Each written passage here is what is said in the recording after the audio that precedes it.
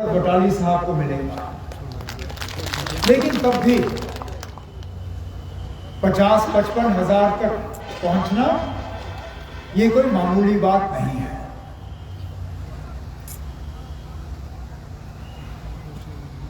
ये कहना कि हमने लंगेट के लिए कुछ नहीं किया था, काफी तो शारिक साहब ने भी इसमें थोड़ा सा नक्शा आपके सामने रखा। मेरी भी कोशिश रही थी, जब हुकूमत थी, एमएलए हमारा नहीं था, एमएलए साहब के साथ उस वक्त कुछ ज्यादा हमारा तालमेल भी नहीं बना, लेकिन तब भी कोशिश की कि हुकूमत का कुछ फायदा इस इलाके को मिले। मुझे आज भी याद है कि आपके उस वक्त के एमएलए साहब ने असेंबली में फायर स्टेशनों की बात की, और मैंने एक दिन भी इंतजार नहीं किया। उस वक्त होम डिपार्टमेंट वालों को बुलवा के फाइल मंगवा के मैंने अपने दस्तखत से यहां 3 फायर स्टेशनों का ऑर्डर जो है जारी करवाया। जब मैकेडम डालने की बात थी तो ऐसा नहीं था कि रफियाबाद और कुपवारा और हंदवारा तक ही हमारे मशीन चले, यहां पे भी मशीनें लगवाई। जब ट्रांसफार्मर लगाने थे, यहां ट्रांसफार्मर लगाए। जब नए एडमिनिस्ट्रेटिव यूनिट बनाने थे, चाहे नियाबत हो, तहसीलें हो, ब्लॉक हो, कोशिश की कि लंगेट को भी अपना पूरा हिस्सा मिले। लेकिन हकीकत यह भी है कि सिर्फ काम दे के वोट नहीं मिलते, क्योंकि बिल्कुल अपने अंदाज में शारिक साहब ने जो कहा सही कहा।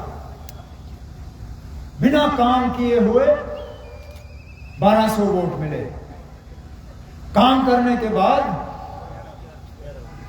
पता नहीं 1900 कुछ कहां गायब हो गए, रहे 11 वोट। और यही हिसाब किताब हम में से काफियों ने देखा। 96 के बाद गांधरबल असेंबली हल्के में शायद फारूक साहब ने एक भी काम रखा होगा उन 6 सालों में। लेकिन जब 2002 में मैंने वहां इलेक्शन लड़ा, हारा। हंदवारा में 2009 और 2014 के दरमियान शायद ही कोई काम ऐसा रहा हो जो चौधरी साहब ने ना किया हो, लेकिन वोट नहीं आया। यही कुपवारा में कौन सा काम बाकी रह गया था जो सैफुल्लाह मीर साहब ने नहीं किया। शहर की बात करें, नासिर असलम वानी साहब ने कम्युनिटी सेंटर ही कितने, नासिर 11 कम्युनिटी सेंटर अपने असेंबली हल्के में। बाकी चीजें तो गिनते गिनते बंदा थक जाएगा, लेकिन जब वोट पड़े तो कम पड़े, क्योंकि सिर्फ काम जो है वो काफी नहीं है इलेक्शन जीतने के लिए। यहां लोगों के जज्बात भी होते हैं, और कहीं हमसे ये खामी हो जाती है, ये गलती हो जाती है कि हम काम गिनना शुरू करते हैं, लोगों के जज्बात की हम कदर नहीं करते, वर्करों के जज्बात की हम कदर नहीं करते। वर्करों की जो उम्मीदें होती हैं अपने नुमाइंदों से, बिलखसूस अपने एमएलए से, उन पे हम बराबर उतर नहीं आते। और ये जो वर्कर और हम लोगों के बीच में जो फासला बन जाता है, उसी चीज पे हम मार खा जाते हैं। इलेक्शन से पहले हमारे दरवाजे खुले होते हैं, हमारा फोन चालू होता है, आप हाथ मिलाने के लिए आते हो तो हम गले लगते हैं। लेकिन इलेक्शन जीतने के बाद न हमारा दरवाजा खुला होता है, न हमारा फोन खुला होता है, गले लगना तो दूर की बात, जेब से शायद हमारे हाथ भी बाहर नहीं आते हैं। मुझे वो भी अपने साथी, उन पे भी मेरी नजर रही, जो 6 साल हमारी हुकूमत में शायद 5 मिनट के लिए भी बाथरूम से बाहर नहीं आए।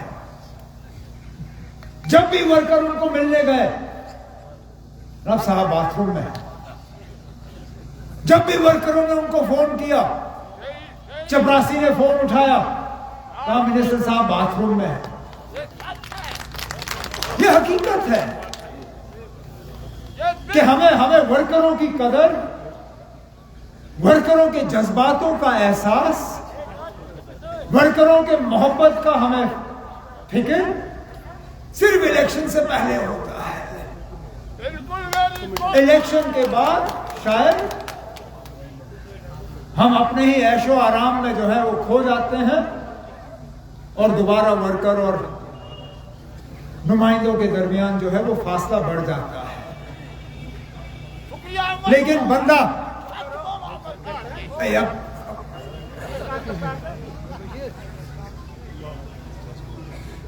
अब इंसान गलती कर जाता है।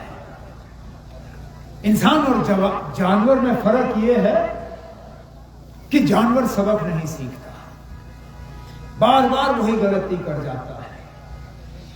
इंसान को अल्लाह ताला ने अकल दी हुई है, अगर वो अकल का इस्तेमाल करे सही तो गलती जो है एक बार करने के बाद दोबारा दोहराई नहीं जाती।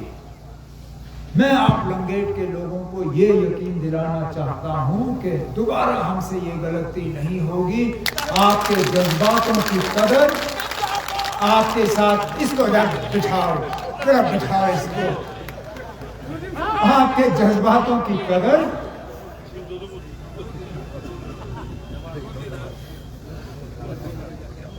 क्योंकि हमने ये देखा है कि जब आपका और हमारा फासला बढ़ जाता है, तंजीम कमजोर तो हो ही जाती है, लेकिन उस कमजोरी का खमियाजा सिर्फ ये तंजीम नहीं भुगतती, उस कमजोरी का खमियाजा पूरा जम्मू कश्मीर के जो आवाम है वो भुगतती है।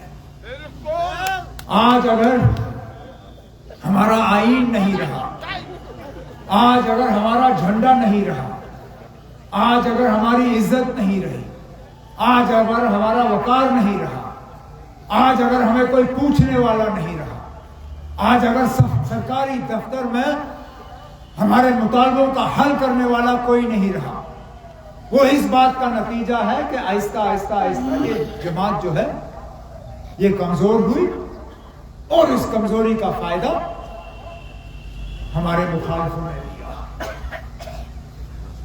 वादे हमसे बहुत हुए, बिलखसूस 5 अगस्त 2019 के बाद जम्मू कश्मीर के आवाम को कहा गया था कि आपके तमाम मुश्किलात ये 370 की बदौलत, नौजवानों को कहा गया था कि आपके रोजगार में अगर रुकावट है तो 370, यहां के आवाम को कहा गया था अगर रिश्वत ली जा रही है तो 370, अगर यहां बंदूक है तो 370, अगर यहां अलायदी पसंद लोग हैं वो 370 की बदौलत, अगर यहां गुर्बत है तो 370 की बदौलत। 370 को अगर ये लोग हटाएं तो सारा कुछ ठीक हो जाएगा। आज हटाए हुए 4 साल से ज्यादा हो गए, कौन सा मुतालबा यहां लोगों का हल हुआ? हमारी इज्जत तो मिटाई गई, हमारी पहचान तहस नहस, हमारा झंडा कहीं नहीं, हमारा आईन कहीं नहीं, लेकिन उसके बरक्स हमें मिला क्या? कौन सा नौजवान आज सरकारी मुलाजमत कर रहा है? जिन नौजवानों को कहा गया था कि घर बैठे बैठे आपको रोजगार का ऑर्डर मिलेगा, कहां? हमें कहा गया था कि अब बिजली में कोई कटौती नहीं होगी। कटौती तो दूर की बात ना, आज बिजली ही नजर नहीं आती। दिन में अगर 12, 14, 16 घंटे का कट नहीं तो वो दिन ही अजीब है। मेरे साथी कुछ शिकायत करते हैं कि आज इतनी भी उनको बिजली नसीब नहीं कि वो अपने मोबाइल फोन को पूरी तरह से चार्ज कर पाए। मीटर लगाने में इस हुकूमत ने कोई कसर बाकी नहीं रखी। कभी मीटर, कभी डिजिटल मीटर, कभी स्मार्ट मीटर। मीटर में ये पीछे नहीं रहे, लेकिन मीटर लगाने के बाद बिजली फराहम करने में ये कहीं नहीं।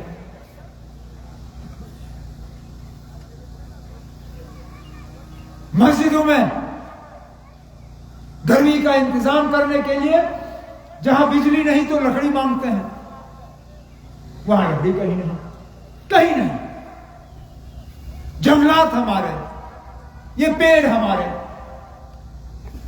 इन पे अगर सबसे पहला हक किसी का, वो हमारा, लेकिन उसमें भी हमारा हक छीन गए। राशन का हाल आपके सामने, तरक्याती कामकाज कहीं नहीं, सरकारी दफ्तरों में कहीं पे सुनवाई नहीं, तकलीफ और जुल्म के अलावा कुछ नहीं मिला। हाँ, एक चीज जरूर, चप्पे चप्पे पे इन्होंने शराब की दुकानें खोली।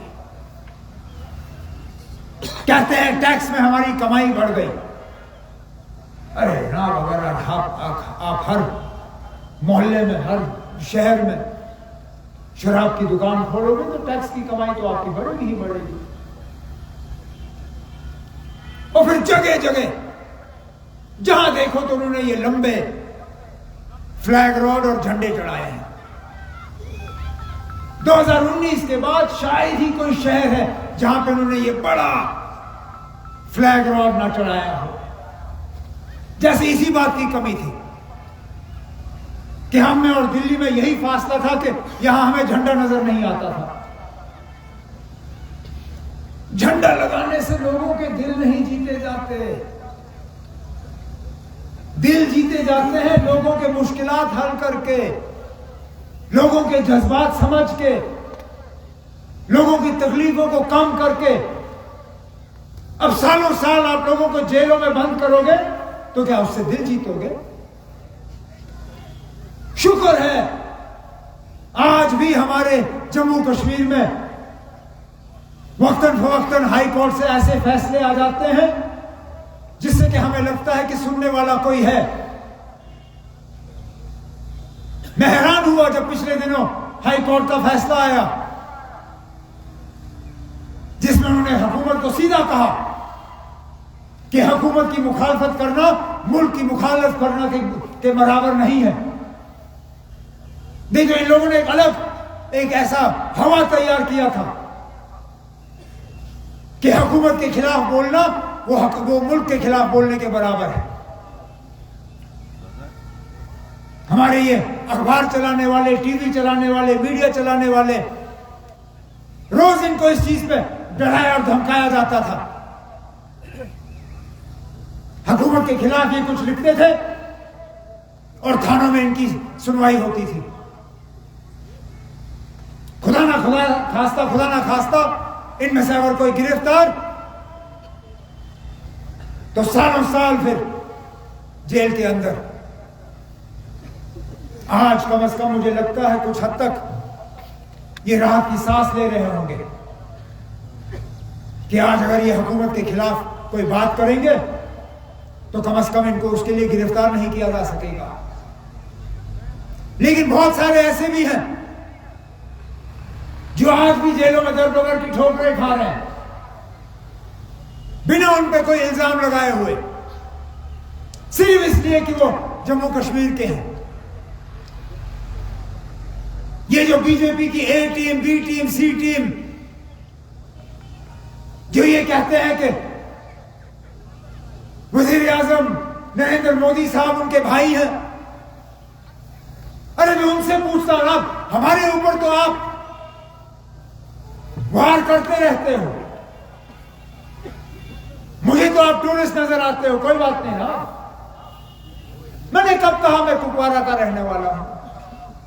मैंने कभी ये दावा किया? मैंने कभी लोगों को धोखा दिया? ये आवाम इतनी भी बेवकूफ नहीं है, जानते हैं मैं सुबह आता हूं, आपसे मिलता हूं, तकरीर करता हूं, थोड़ी बहुत सियासत करता हूं और यहां से चले जाता हूं। लेकिन उसमें और मुझ में क्या फर्क? मैं भी श्रीनगर रह के यहां आता हूं, सियासत करता हूं। वो भी तो श्रीनगर में रह के यहां आके सियासत करता है। उसके घर और मेरे घर में श्रीनगर में किलोमीटर का भी फर्क नहीं है। तो फिर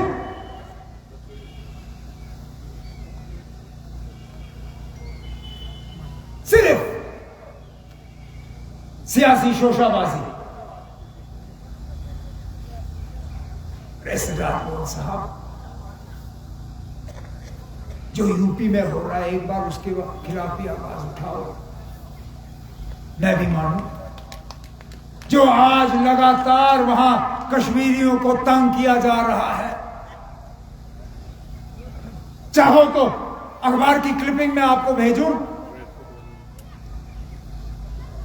मुश्किल से वो ड्राई फ्रूट बेचने वहां जाते हैं, अखरोट, बादाम, ये चीजें। रोज उनको पुलिस थाने में पकड़ के तंग किया जाता है। चलिए, कश्मीरियों के साथ आप अपनी आवाज नहीं मिलाना चाहते हो, जो यूपी के मुसलमान हैं, कम से कम अपने बड़े भाई से कहो, उनको जो तंग किया जा रहा है वो तो रुके। आज यूपी में ऐसा कानून जारी किया है जिसके तहत किसी चीज पे अगर हलाल का मोहर लगा हो, उसको घर के अंदर भी रखना गैर कानूनी है। अंदाजा करिए, आप अपने घर में किसी ऐसी चीज को नहीं रख सकते हो जिसपे यह लिखा हो कि यह चीज हलाल है। यह यूपी के मुसलमानों के साथ आज किया जा रहा है। और उनकी बी टीम, सी टीम, डी टीम को सिर्फ नेशनल कॉन्फ्रेंस नजर आए। ठीक है ना, हम जो है सो है, लेकिन कम से कम आपकी जो दोस्ती है इन लोगों के साथ, उसका तो थोड़ा इस्तेमाल करिए। यहां बिजली के निजाम को ठीक करने के लिए हम कहते हैं कि जो पावर प्रोजेक्ट है वो हमें वापस किए जाए। आप लोग क्यों खामोश? आप जो उनको मिलने के लिए इन मीटिंगों में 5 स्टार होटलों में जाते हो, कम से कम ये बात वहां करें। आप जो प्राइम मिनिस्टर हाउस में अपना वो डेलीगेशन लेके अपनी तस्वीरें खिंचवाते हो, उसमें इन चीजों की बात करें। जो यहां लोगों के रोजमर्रा की परेशानियां हैं, ठीक है, 370 पे आपने हाथ ऊपर कर लिए, कोई बात नहीं, वो लड़ाई हम अकेले लड़ेंगे और इंशाल्लाह उसको हासिल करके रहेंगे।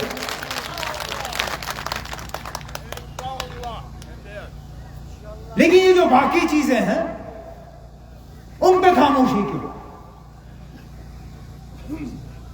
क्या लोगों की तकलीफ देख के आपको तकलीफ नहीं होती? हम सबको तो होती है।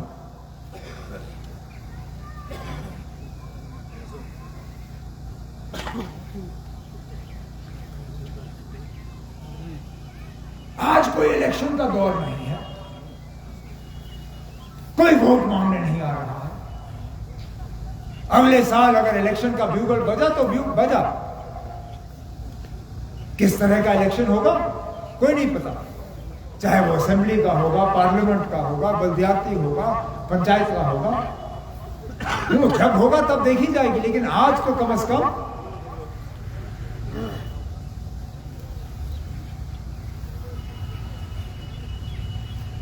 हम यहां के लोगों के मुतालबों को कम करें, मुश्किलातों को कम करें। जरूरी है रोज एलजी साहब की तारीफ करना। जब तारीफ करने लायक कुछ हो तब करें।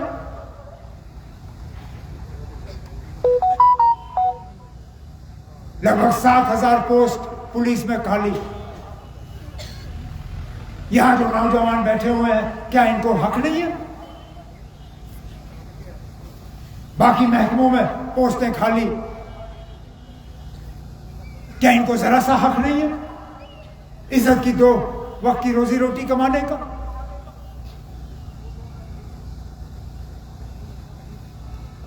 कब तक हम यह ऐसे ही दबा के रखें? इसलिए हम ये कन्वेंशनें करते हैं ताकि नेशनल कॉन्फ्रेंस में एक हलचल हो, कुछ बात करें, लोगों को हम कम से कम ये एहसास दें कि वो अकेले नहीं हैं, कि हर कोई यहां सौदा करने के लिए नहीं आया है, कि हमने अपनी जबान पर ताला नहीं लगाया है।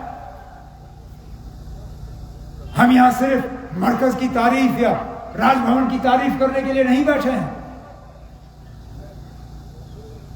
अपने लोगों की जज्बातों की तर्जुमानी करने के लिए आए हैं, अपने जम्मू कश्मीर की पहचान, अपनी इज्जत जो खोई हुई, जो हमसे ली गई,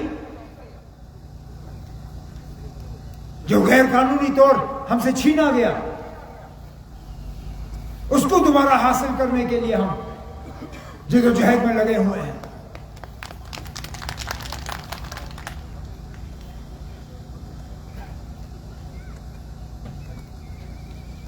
मैं आप साथियों को यकीन दिलाना चाहता हूं